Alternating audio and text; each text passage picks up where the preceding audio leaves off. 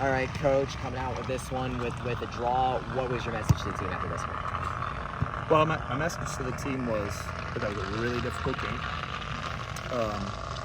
That I was very happy that we played the game because they gave us significant problems that we had to deal with. We didn't always get it right, or things that really challenged us in that game. And that the important thing is, in playing that game right now, we learn from it. And when you play a team at that level that tests you, you're going to have a better understanding going out. For the next game, these are the things that we need to do better. And so we'll take a look at the video. We'll analyze, some of the moments that we needed to do better. What is it that we need to do better? And then from that, we get better. What did you like about the execution on the goal, and especially the timing of it? The running. I think you need players that are gonna run into areas and threaten in front of goal, threaten in behind the back line when they're not 100% sure that the ball's gonna come to them. And they do it because, okay, this might happen. And I'm willing to put that sort of work in, and it worked out. And I was really happy. That doesn't surprise me that Drew is the guy on the end of that ball doing the selfless running, and then the ball comes to him. But actually, when you watch that goal, he's not the only one in the box. There are 4 players in the box. And I think that's really important for us to really understand that this running that we do, whether it's running into the box, to run into that behind them, that we need to do it, even if it's not for ourselves, but to free other people up. First of many goals, you would think, for him in his career? I think he has the capability to be a really successful goal scorer, for sure. What does it mean to you to see a true redshirt freshman like Drew come off the bench and execute like that? Yeah, I think this is a big part of what we want to see this season. Is we gave chances to multiple players, right? Drew was one of them, and he put the work in, for one, right? Drew's a really honest player when it comes to doing the work, and for him to get a goal is really nice to see, because I think it shows that sometimes just really working hard and doing the right things is rewarded, and he helped our team in a big way, because that was an important goal. What was your thought process on the substitutions that you made at the half? Yeah, well, clearly the match on Thursday, that required a ton of effort. We had to put a lot into that match, and then now, all right, who are the other players within our team who can help us win this game? And so, you saw Drew get a chance in the 9. Fabio has been playing great in training and in the games leading into this game. He gets a chance, right? You see Sora get a chance, and Alex ends up coming on actually later in the second half, but he started, but Timo comes on, plays 45 minutes. So I think one of the things that we want to be able to look at is, okay, what's the depth of our team? Because in any given season, it's important that you're able to use that depth. And if that, we believe that's a strength in our team, that we have multiple players who can come off the bench, who can go and play in these positions, and that the level is the same.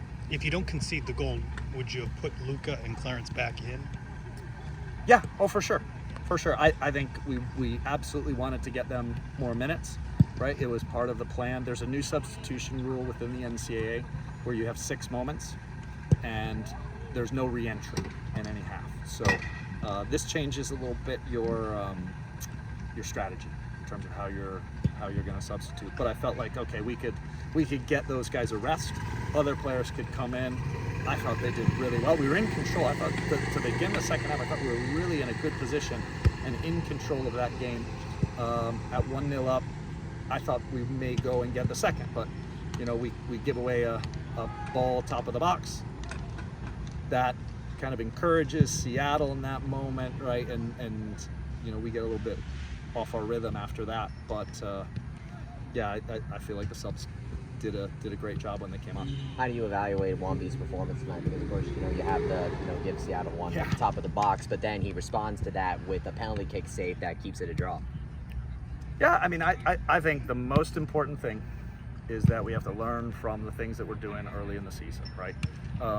There's no doubt that is without looking at the video, that is a pass that we wouldn't want Wamby to play, right? It's a dangerous pass, and they jumped that pass. There was a player right there. So, Wamby's got to look at that, evaluate that moment, and then, we've got to learn from it. And I think the hard part for Wamby in that moment is there are lots of moments like that.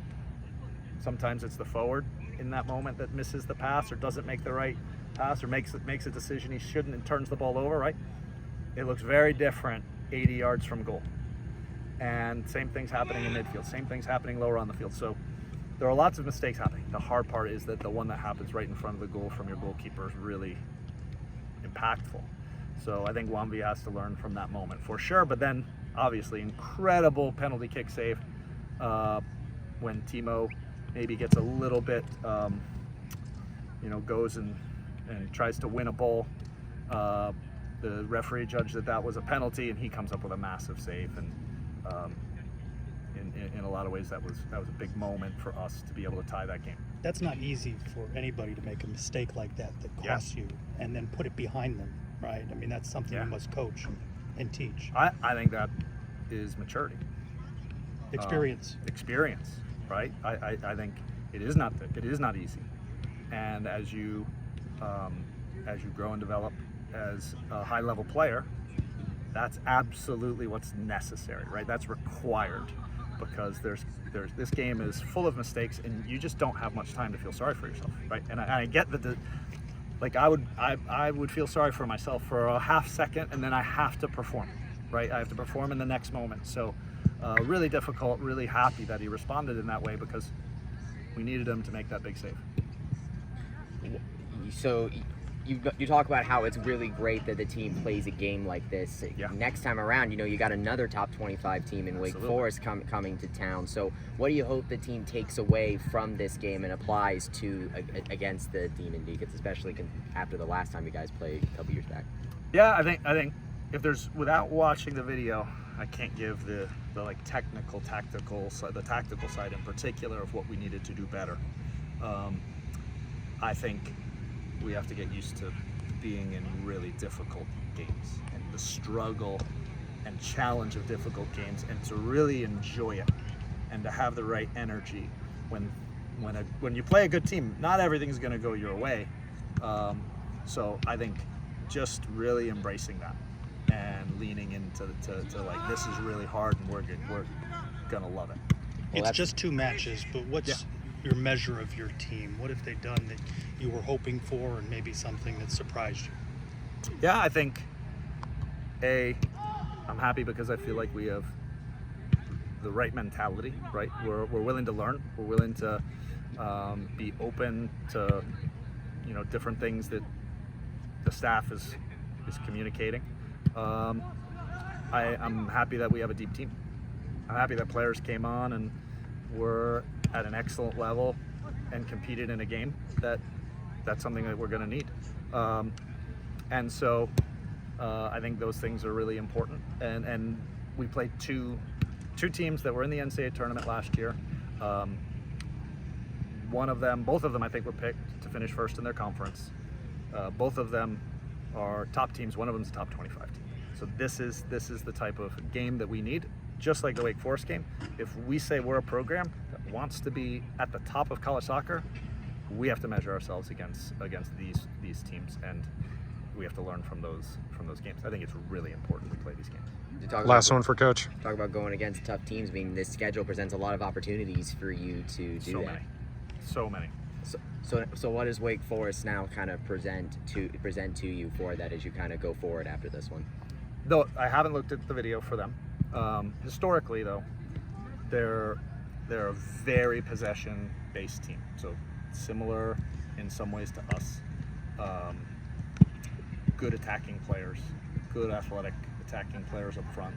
So I feel like, here's another game where we're not going to see 75% of the ball, right? We're not going to probably see 60% of the ball. Maybe we will, but they're capable of doing it as well.